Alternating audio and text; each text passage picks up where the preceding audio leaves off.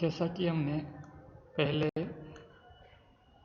ये जो हमारे पास सॉलिड दिया गया था उसकी हमने टोटल एनर्जी फाइंड की थी। टोटल एनर्जी की जो वैल्यूज हमारे पास आई थी वह 0 to nu M H new by e की power H new by K T और minus one into 9n by nu M to the power 3 D nu आया था। तो इस तरह से हमारे पास ये जो total energy of the solid material की हमने फाइंड करी थी। अब हमारे पास मेन जो कैलकुलेशंस आता है स्पेसिफिक हीट की बात करें हम लोग। स्पेसिफिक हीट का जो मान है जो हम कैलकुलेट करते हैं वह du/dt से हम लोग कैलकुलेट करते हैं। du/dt से अगर हम कैलकुलेट करें तो यहाँ पर हम लोग क्या कर दें, इसमें जो u का मान ऊपर आया है वह एज इट इज़ यहाँ पर रख देंगे। यह वाली वैल्यू एज इट इज़ यहाँ पर हम लोग रखेंगे। ये जो मान आया है इसको हम लोग क्या करेंगे, t के रिस्पेक्ट में डिफ्रेंशिएशन करेंगे। यहाँ पर यह वैल्यू तो क्या है एज इट इज़ रहेगी, ये भी एज इट इज़ रहेगी और सिर्फ इसका डिफ्रेंशिएशन होगा, इस पार्ट का हमारे पास डिफ्रेंशिएशन होगा। तो मेरे पास ये 0 to nu M as it is रहेगा और 9n by nu M whole की पावर 3 और आपके पास एच न्यू भी एज इट इज़ रहेगा। इसके बाद में ये जो आपके पास ये वैल्यूज़ आई है इसको मैं सिंप्लीफाई करता हूँ, यानी टी के रिस्पेक्ट में इसका डिफ्रेंशिएशन करें हम लोग तो e की पावर मेरे पास क्या आएगा, ये e की पावर एच न्यू माइनस के टी माइनस 1 होल स्क्वायर। और इसका डिफरेंशिएशन इसका डिफरेंशिएशन अगर कर रहे हैं हम लोग तो इसको ऊपर ले जाएंगे, इसका पावर -1 होगा, -1 का डिफरेंशिएशन होगा तो -2 हो जाएगा। तो हम लोग वापस इसको रिटर्न कर लेंगे नीचे की तरफ और फिर इसका डिफरेंशिएशन इसका 0 हो जाएगा। इसका डिफरेंशिएशन करेंगे e to the power H new by K T as it is और फिर H new by K T का डिफरेंशिएशन करेंगे तो इसका डिफरेंशिएशन मेरे पास आएगा minus H new by K T square, उसका differentiation H new by K T square आएगा और मेरे पास यहाँ डी न्यू बच जाएगा। तो इस तरह से मेरे पास ये क्या आ गया, डिफरेंशिएशन करने के बाद ये वैल्यूज़ आ जाती है। अब इसमें जो सिंप्लीफिकेशन अगर इसको किया जाए तो मेरे पास ये दिख रहा है एच न्यू, क्या दिख रहा है आपको यहाँ से एच न्यू यहाँ से मैं क्या रख देता हूँ कि इतना बड़ा मैं बार बार लिखने से बचने के लिए H new by K T equals to x मान लेता हूँ, क्योंकि मुझे बार बार लिखना पड़ेगा तो ये बहुत लेंदी हो जाता है, लिखने में भी दिक्कत आती है। इसको मैं इस तरह से लिख लेता हूँ एच न्यू और साथ ही साथ मेरे पास यदि इसको मैं H new by K T maximum अगर हम मान लेता हूँ तो यहाँ एक्स एम लिख सकता हूँ, मैं यहाँ एक्स एम लिख सकता हूँ। तो ये मैंने न्यू एम को क्या मान लिया, एक्स एम के बराबर मान लिया। अब ये जो सारी जो वैल्यूज आपकी है न्यू एम आपके पास यहाँ पर पावर 3 है, ये वाली वैल्यू यहाँ रख दें। H new by K T जो मान आपका आया है उसको x के बराबर हम लोग रख देते हैं। इसको अगर इसके बराबर अगर रखा जाए तो मेरे पास ये जो वैल्यू है 0 to न्यू एम 9m और by nu M to the power 3 इसको मैं बाद में सिंप्लीफाई करूँगा, इसको अभी एज इट इज़ रख लेता हूँ nu M to the power और यहाँ से क्या बच जाएगा ये e to the power x और यहाँ पर e to the power x minus 1 बचेगा और पावर क्या जाएगा होल स्क्वायर। अब यहाँ से इसको मैं क्या करूं, सिंप्लीफिकेशन कर देता हूं। यानी कि यहाँ से मेरे पास ये जो न्यू का मान आया है यहाँ से, क्योंकि इसको मुझे x में कन्वर्ट करना है, काय में कन्वर्ट करना है, इसको x में कन्वर्ट करना है। x में अगर इसको कन्वर्ट करूं तो मेरे पास यहाँ जो वैल्यू है, कहाँ आपके पास ये जो वैल्यू है वह क्या हो जाएगी आपकी, ध्यान से देखिए इसको, एच स्क्वायर क्या बचेगा आपके पास, H square by K T का स्क्वायर, के टी का स्क्वायर, और ये जो वैल्यू आपके पास आएगी यहाँ पर K T X by H to the power 4, इसको मैंने to the power 4 K T by H और डी एक्स, ये न्यू का मान मेरे पास, यानी ये डी न्यू का मान है, क्या आपके पास डी न्यू का मान आता है। H new by K T, यहाँ से क्या आपके पास H new, H square by K T square, तो इसको मैंने कन्वर्ट किया सिंपल, क्या किया मैंने इसको सिंपल वे में कन्वर्ट किया है। ये जो कन्वर्जन के बाद मेरे पास क्या मान आएगा, एच न्यू क्यूब, यहाँ पर कुछ यहाँ एक पार्ट छूट गया है, यहाँ से मेरे पास ये जो आया था यहाँ पर एच न्यू क्यूब, यहाँ मल्टीप्लाई में क्या आया था मेरे पास एच न्यू क्यूब, तो यहाँ पर भी क्या आएगा आपके पास मल्टीप्लाई में एच न्यू क्यूब, तो यहाँ से मेरे पास ये जो न्यू आया है, इस न्यू को इस न्यू से मल्टीप्लाई करके ये न्यू की पावर 4 बनाया है, इसलिए एच बाई के टी यहाँ पर एज इट इज़ रखा गया है, क्या है H new by K T square as it is रखा गया है, और एच स्क्वायर भी हो जाएगा, क्या जाएगा ये एच न्यू से एच न्यू, और के टी का क्या जाएगा आपके पास T square as it is. तो इस तरह से मेरे पास यहाँ पर ये वैल्यू रखने के बाद आता है। यहाँ ध्यान से देखिए आप, एच न्यू क्यूब ये छूट गया था, तो यहाँ पर हमारे पास एच स्क्वायर बन जाएगा, ये क्या बनेगा एच न्यू एच स्क्वायर, ये के टी स्क्वायर एच टी आ गया, और यहाँ पर न्यू की पावर 4, तो न्यू की वैल्यू मैंने रख दी क्योंकि इसको मेरे को एक्स में कन्वर्ट करना है। तो इस तरह से मेरे पास ये सिंप्लीफाई हो जाता है। अब ये जो टर्म मेरे पास आई है इसको 0 टू, यहाँ पर अब मेरे पास जब मैं इसको काय में एक्स में कन्वर्ट कर दिया तो इसकी वैल्यू काय में कन्वर्ट हो जाएगी आपकी एक्स एम में आ जाएगा, 9m new M to the power 3 E to the power X और by E to the power X minus one ये H square by K T square as it is मैंने रख लिया। यहाँ से मैंने ये सिंप्लीफाई किया मैंने, ठीक है। यहाँ से मैं इसको सिंप्लीफाई अगर करता हूँ तो आगे की जो स्टेप आएगी इसको मैं डायरेक्ट लिखूँगा, के की पावर 4 टी की पावर 3 और बाई एच की पावर 3 और एक्स की पावर 4 और क्या बचेगा यहाँ से डी एक्स। तो इस तरह से मैंने क्या कर लिया, सिंपल इसको क्या कर लिया, सिंप्लीफाई कर लिया। अब ये जो वैल्यूज आपके पास आती है 0 टू न्यू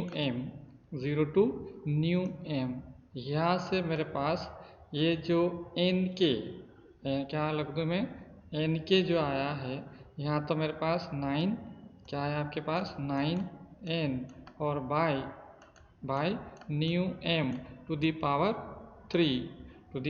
3 और ये आपके पास क्या बचेगा यहाँ से k, और यहाँ से मैं इसको अलग बना लेता हूँ k की पावर 3 t की पावर 3 और h की पावर 3, इसको 3 में बदलने के लिए यहाँ से ये निकाल के सिंपल यहाँ पर मैंने मल्टीप्लाई कर दिया, तो n के बराबर मेरे पास ये r में कन्वर्ट हो जाएगा, इसलिए मैंने ऐसा किया। और यहाँ से बचेगा आपके पास ये जो वैल्यूज बची आपके पास e to the power x minus 1 whole square x to the power 4 और dx बचेगा। तो ये x की टर्म में सारा बदल गया है, क्या में बदल गया, ये x की टर्म में बदल जाता है। ये जितना भी आपके पास ये x की टर्म में बदला हुआ है इस पार्ट को मैं ये है जो है इंटीग्रेशन सहित, कहाँ है इंटीग्रेशन सहित, इसको मैं बार बार लिखने से बचने के लिए इसको FD लिख देता हूँ, इसको इंटीग्रेशन, और ये वाला पार्ट किसके बराबर होगा आपका, एफ डी के बराबर होगा। तो यहाँ से मेरे पास क्या बचेगा, ये 9r n के बराबर आप nu m to the power 3, और ये जो मैंने एफ डी माना है उसके अंदर ये न्यू एम भी ले लिया मैंने, क्या ले लिया मैंने, इसको न्यू एम भी इसके अंदर ले लिया है। तो न्यू एम को भी मैंने कहाँ रख लिया, इस तरफ रख लिया है ना, इसी के अंदर रख लिया। तो उस कंडीशन में मेरे पास यहाँ से इसके साथ और एक और मिनट, इसके साथ और भी वैल्यूज इसके साथ ये एफ डी के बराबर लेगा।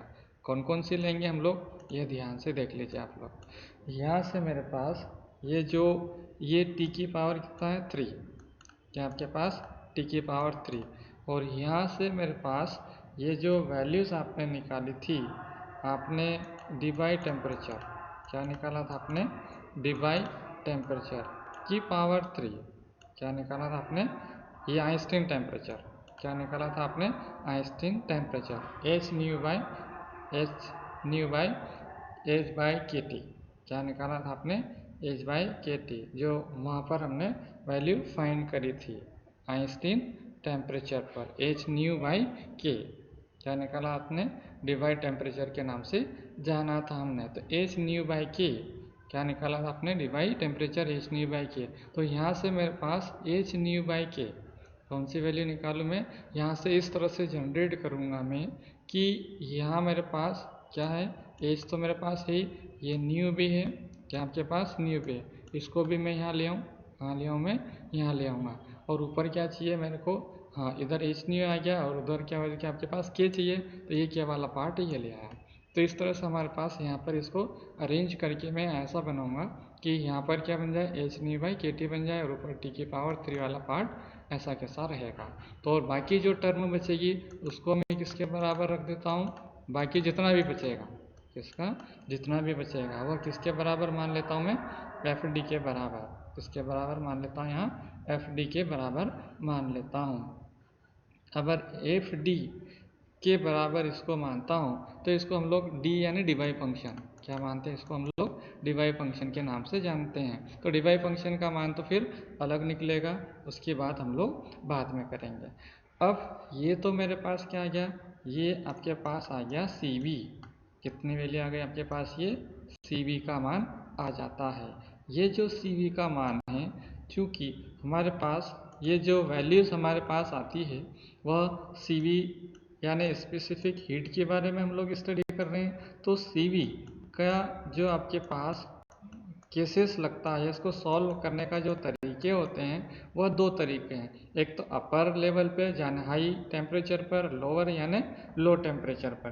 तो यहाँ पर हम लोग केस फर्स्ट की अगर हम बात करें तो हाई टेम्परेचर पर बात करते हैं हम लोग। तो ये हाई टेम्परेचर पे अगर हम बात करें, यहाँ पर हाई टेम्परेचर पे अगर बात करें तो T is very very very greater than compare to like this, यानी आपके पास ये जो डिवाई है, क्या आपके पास, सॉरी एक मिनट है ना, ये जो आपके पास थीटा ये आइंस्टीन टेम्परेचर है वह यहाँ पर डिवाई टेम्परेचर माना है, क्या माना है इसने, इसको डिवाई टेम्परेचर, वहाँ जैसा आइंस्टीन टेम्परेचर माना था ना वैसा कि वैसा इसको इसने डिवाई टेम्परेचर माना है। क्या माना इसने, डिवाई टेम्परेचर माना, आइंस्टीन टेम्परेचर ने। आइंस्टीन मतलब ये जो कंपोनेंट है वो टेम्परेचर का कंपोनेंट होने के कारण से टेम्परेचर कहा है, लेकिन इसमें अब क्या कहा इसने, डिवाई टेम्परेचर के नाम से जानते हैं। तो डिवाई टेम्परेचर को हमने यहाँ डिफाइन कर दिया, और वहाँ पर हमारे पास आइंस्टीन जो टेम्परेचर था वो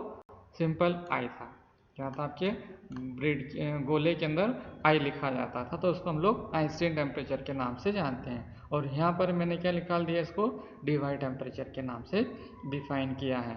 तो यदि मान लो हम लोग हायर अगर टेम्परेचर की बात करते हैं तो उस कंडीशन में मेरे पास क्या वैल्यू आएगी, यदि हायर अगर टेम्परेचर आपके पास है तो यहाँ पर ये जो वैल्यूज़ आपकी आएगी वह X M very very less than compare to this one, and X is very very less than one. क्या आएगा आपके पास, एक्स की जो वैल्यू आपकी क्या आएगी, बहुत ही कम होगी वन के कंपेयर में, और एक्स एम की जो वैल्यू भी क्या होगी, बहुत ही कम आती है। तो इस कंडीशन में मेरे पास ये जो वैल्यूज होगी e to the power x, इसका जो मान है लगभग मैं क्या लिख सकता हूँ, 1 लिख सकता हूँ। साथ ही साथ इसका जो मान है वह क्या लिख सकता हूँ मैं, 1 प्लस एक्स लिख सकता हूँ। तो -1 इक्वल्स टू क्या आ जाएगा आपके पास, x आ जाएगा। क्या आ जाएगा आपके पास, x आ जाता है। तो उस कंडीशन में मेरे पास हम यहाँ पर ये जो डिवाई फंक्शंस माना है उसको हम लोग सॉल्व कर सकते हैं। उसे क्या कर सकते हैं आप लोग, सॉल्व कर सकते हैं। अगर मेरे पास यहाँ पर ध्यान से देखना एक बार और, ये जो वैल्यू आपके पास न्यू एम आई है, क्या ये आपके पास न्यू एम आई है, तो वहाँ पर अगर मैं देखूँ तो इसका जो मान आएगा आपके पास थीटा डी बाई टी, क्या आएगा आपके पास, यदि मैं इसको एक्स में अगर कन्वर्ट कर रहा हूँ, डिवाइड टेम्परेचर में अगर कन्वर्ट कर रहा हूँ, तो ये जो आपके पास न्यू एम की वैल्यू क्या आएगी आपके पास, ये डिवाइड टेम्परेचर बाई टी के बराबर आएगा। किसके बराबर आएगा आपके पास, इसके बराबर आता है। तो इस कंडीशन में मेरे पास यहाँ पर ये जो आपके पास वैल्यू आएगी divide temperature by T, divide temperature by T, अगर मैं ये सारी वैल्यूज़ कहाँ रखूँ, मैं इसके अंदर रख देता हूँ मैं इसके अंदर। मेरे पास ये जो वैल्यूज़ आपकी आएगी वो कितनी आएगी, ध्यान से देखिए आप, ई एक्स का मान तो लगभग कितना है, 1 के बराबर है। तो ये 1 हो गया, क्या आ गया आपके पास 1, और इसका मान किसके बराबर है, x के बराबर है। तो ये x की पावर 4 बचेगा मेरे पास। क्या बचेगा यहाँ से, ये x की पावर 4 dx, और नीचे क्या बचेगा आपके पास, x टू दी पावर 2, क्योंकि e टू ई एक्स क्या लिखा है, ई एक्स माइनस 1 होल स्क्वायर है। तो यहाँ क्या बचेगा आपके पास, इसके अकॉर्डिंग क्या बचेगा, एक्स स्क्वायर, और क्या बचेगा यहाँ से डी एक्स। इसको अगर सिंप्लीफाई करूँगा मैं तो कितना बचेगा, ये आपके पास ये कट जाएगा, 3 बचेगा, 2 बचेगा। तो ये आपके पास 0 to divide temperature by T, इसकी वैल्यूज बचेगी। इसको अगर सिंप्लीफाई मैं करता हूँ, क्या करूँ, ये मैंने किसका मान निकाला आपके पास, ये एफ डी का मान निकाला। किसका मान निकाला मैंने, एफ डी का मान। इसको सिंप्लीफाई करेंगे तो 1/3 और इसका होल क्यूब हो जाएगा, इसका होल क्यूब बचेगा मेरे पास। तो ये जो वैल्यू आपकी बची हुई है, इसको यानी मेन जो आपके पास CV का जो फार्मूला आया था मेरे पास, CV का फार्मूला मेरे पास आया था 9R T बाई ये वैल्यू और ये डिवाई टेम्परेचर, और इसकी पावर मेरे पास आई थी 3 इंटू एफ डी था। क्या था आपके पास, ये देखिए इंटू एफ डी था। तो यहाँ मैं क्या कर दूँ, एफ डी का मान रख देता हूँ। एफ डी का मान मेरे पास आया है आई या डिवाइड टेम्परेचर और बाई टी की पावर 3। तो यहाँ से कुछ चीज़ें कट जाएगी या पूरा कटेगा, क्या बचेगा आपके पास, पूरा कट जाता है। और 3 3 या 9, और कितना आ गया आपके पास 3R, यानी हायर टेम्परेचर पर, कहाँ पर, हायर टेम्परेचर पर CV का मान है वह 3R के अकॉर्डिंग होता है, 3R होगा। यही हमने डिलॉन्ग पेटिट से भी निकाला और आइंस्टीन थ्योरी से भी निकाला था। अब सेकेंड फेज की हम बात करें, क्योंकि मेन रोल हमारे पास सेकेंड टेम्परेचर पर, ये लोअर टेम्परेचर पर था।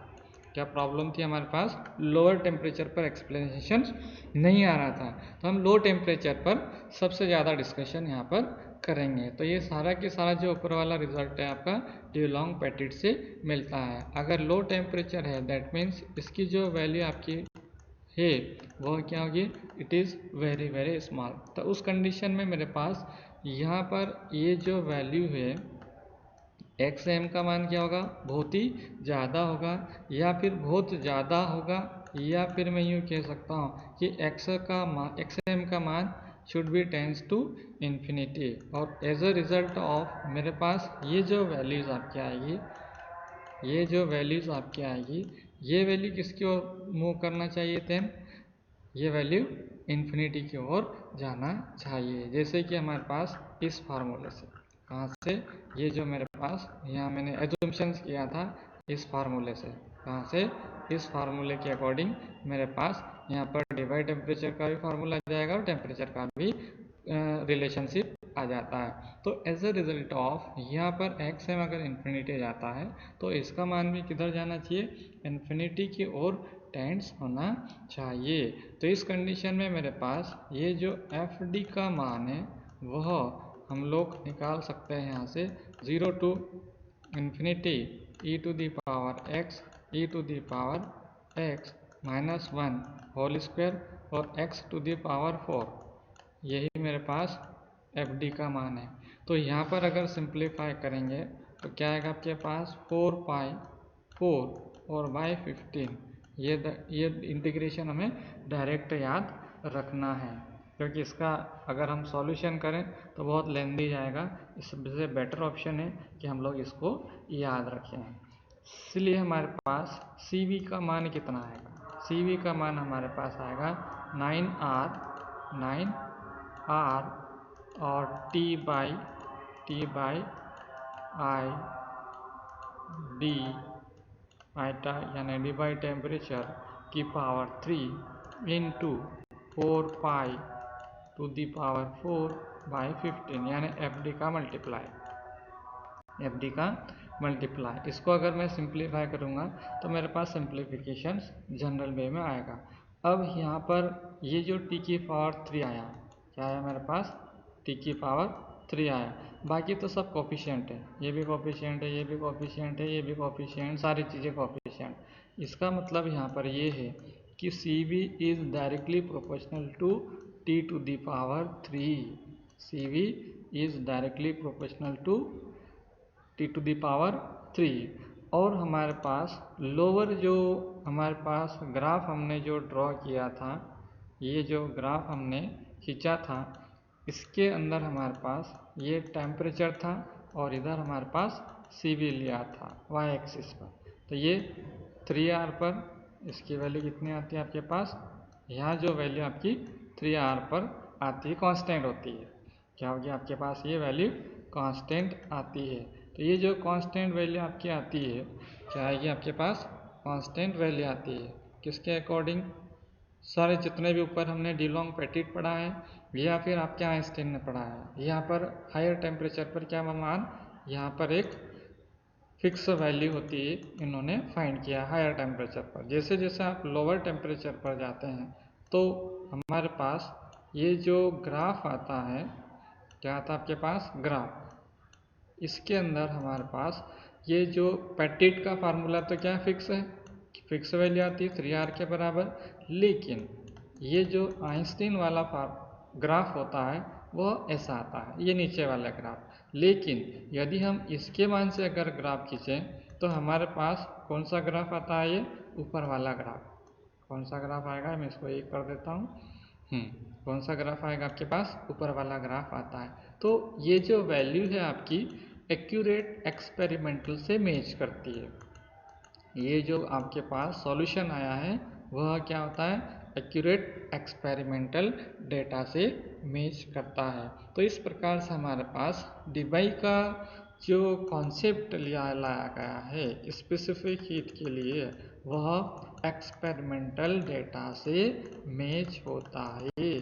तो इसलिए हमारे पास फाइनल रिजल्ट या फाइनल कंक्लूजन ये आया कि डिवाई थ्योरी के द्वारा किसी भी सॉलिड मटेरियल की स्पेसिफिक हीट को एक्सप्लेन किया जा सकता है। तो इस तरह से हमारे पास ये स्पेसिफिक हीट का जो कॉन्सेप्ट है वह भी क्लियर होता है।